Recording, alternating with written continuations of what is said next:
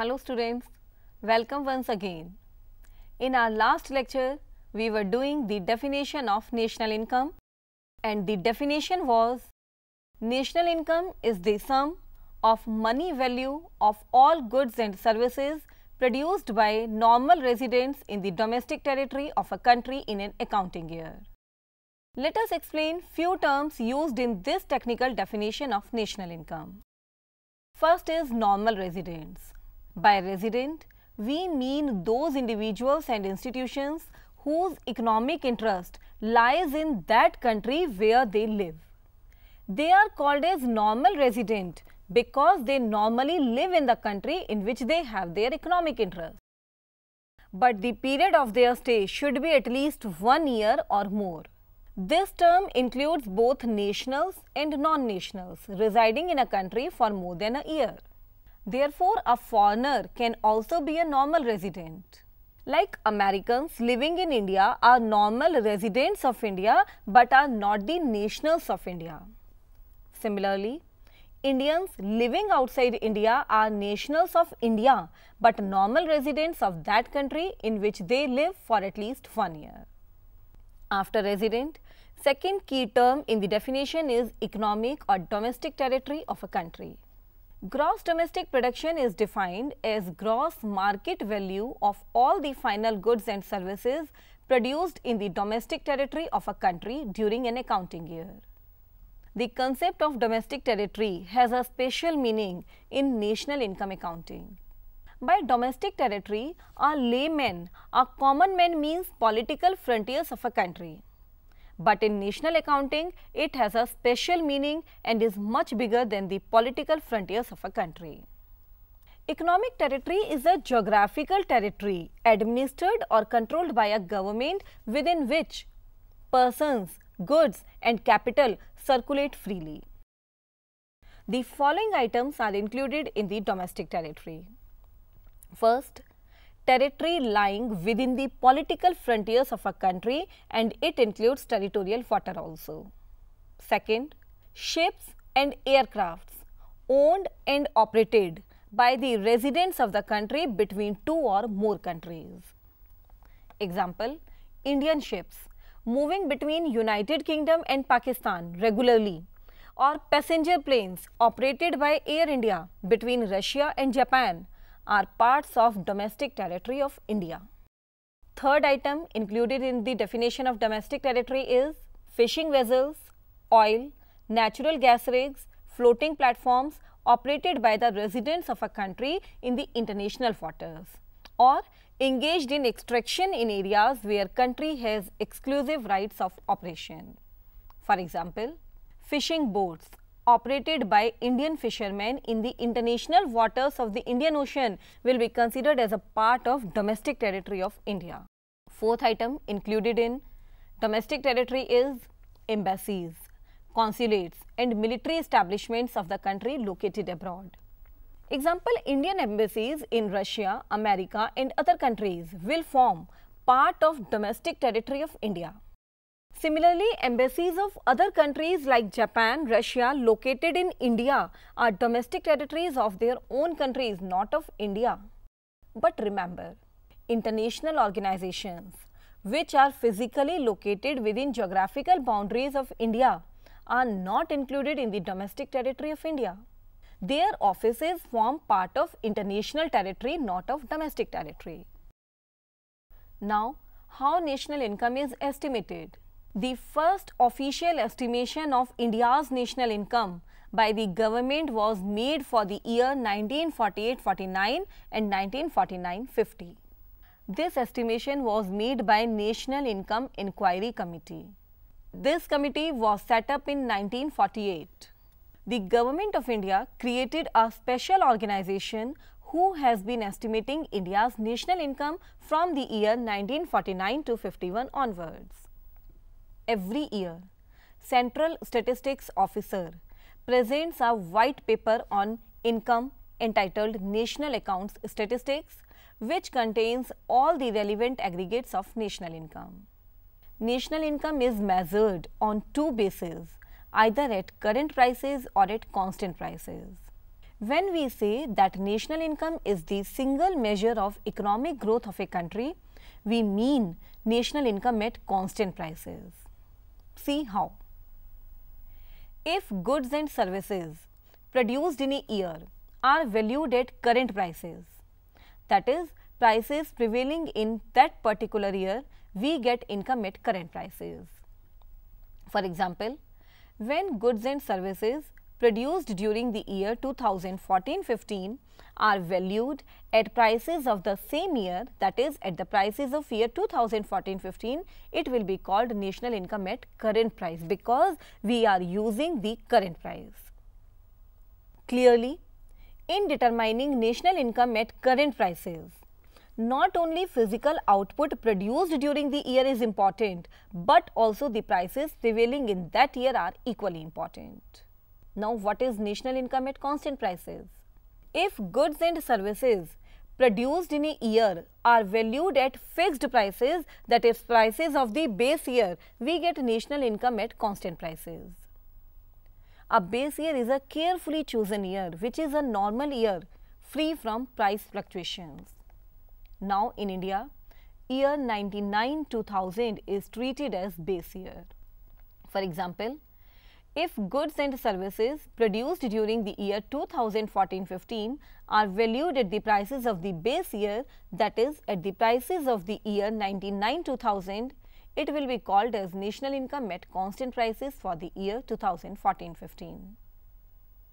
Do you know, national income at constant prices is known as real national income, whereas national income at current prices is known as nominal national income. Why this is so? Let's see why income at constant price is treated as real national income. Let us take an example for making our concept more clear. Suppose if units produced in a year are 100 and the price in this first year is rupees 10 per unit, then the national income at current price will be 100 units into rupees 10 per unit, that is equals to 1000 rupees. Now, if in the year 2 also units are produced the same as 100 in the previous year 1, but the rate in year 2 increases to rupees 12 per unit, then the national income in year 2 at current prices is rupees 1200, that is 100 units into rupees 12 per unit. But it shows that national income has increased by rupees 200 in year 2 comparatively to year 1. But do you agree it? This is not so, as the production level is same at 100 units in both the years. That is why national income at current price is not considered as real. This example shows that if the current prices rise rapidly, national income at current price will also rise, even if there is no increase in the level of physical output. And in such circumstances, national income at current price does not give the true picture and fails to reflect the growth in real national output. Whereas national income at current prices is affected by two factors, change in price and change in physical output. On the other hand, national income at constant prices is affected only by one factor, that is change in physical output, as price is fixed. Here national income at constant prices can rise only when there is a real increase in the level of physical output, because here prices are kept fixed. This is national income at constant prices, which enable us to make a year-to-year comparison of changes in the volume of output of goods and services. It is also helpful in making international comparisons of economic performance of different countries. So, it is proved that national income at constant prices shows real picture. Now, next concept for our consideration is gross domestic production at factor cost and gross domestic production at market price. Gross domestic production means gross domestic product.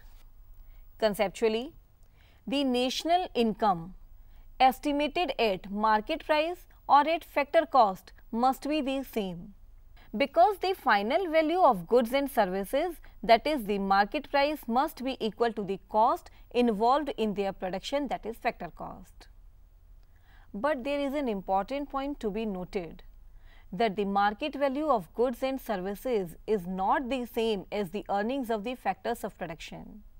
Actually, the market price of goods and services includes indirect taxes as they are levied on the commodities, and subsidies are excluded from the market price of goods and services.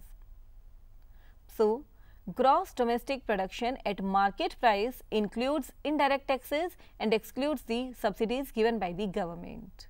Therefore, we must subtract indirect taxes from gross domestic production at market price as they are included in it, and we must add subsidies to gross domestic production at market price as they are excluded from it.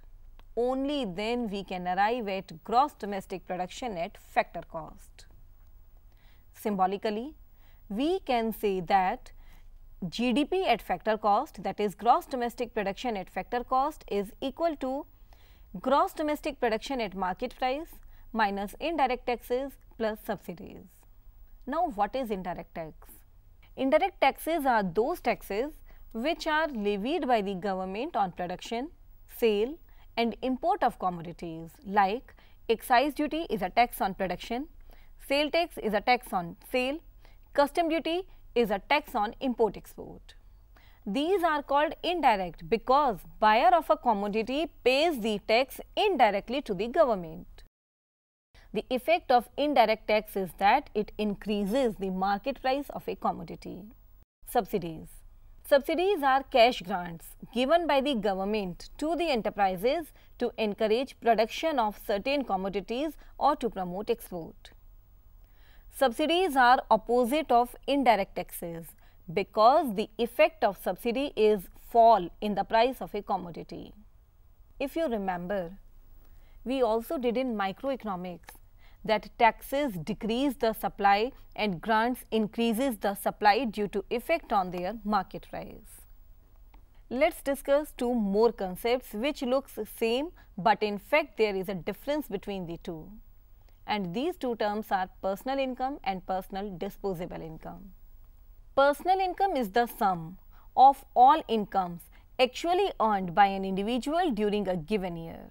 Here I want to tell you that an individual derives income from 5 sources, and they are income from salary if he is in job, income from house property if he has let out any of his residential property, income from business or profession if he is doing his business or profession, income from capital gains if he sells any of his capital assets, and income from other sources in the form of interest, dividend, etc. Now, if personal taxes are deducted from this personal income of the individual derived from these 5 sources, what is left is called his personal disposable income, which is equal to consumption and saving. After the concept of personal income and personal disposable income, next term to discuss is per capita income. Per capita income is average per capita income. It is income per head of population living in a country. It is measured by dividing national income by mid-year population of a country. Like national income, per capita income is also calculated both at current prices as well as at constant prices. But it is per capita real income, that is per capita income at constant prices and not at current price, which is better measure of economic growth. Increase in per capita real income is considered to be a better measure of economic growth because it gives some idea about the rising standard of living. Prosperity of a country depends not only on the size of its national income but also on the number of people who would share it. Let us take an example. Suppose the national income of a country 1 is rupees 1 lakh and its total population is 10,000. Then the per capita income will be national income 1 lakh upon total population 10,000 equals to rupees 10 per person. Simultaneously, if in the country 2 also the national income is rupees 1 lakh, but the total population here is rupees 20,000, that is double. Now, per capita income here will be only rupees 5 per person, that is half. It is clear With the help of this example, that the standard of living per person in a country with large national income having smaller population will be higher than the one of a country with equally large national income but having large population. So students, with this discussion of per capita income, we have to stop here. Let's revise what we have done today. Today we started with the meaning of two terms, normal residence and domestic territory, used in the definition of national income. Then national income at current price and its difference with national income at constant price. Then gross domestic production at factor cost and at market price. We come to know that the difference between the two is due to indirect taxes and subsidies. Indirect taxes are included and subsidies are excluded in gross domestic production at market price. Then what we did was the concept of personal income and personal disposable income. And last topic, discussion of per capita income. The methods of measuring national income will be discussed in the next lecture. Till then, thank you.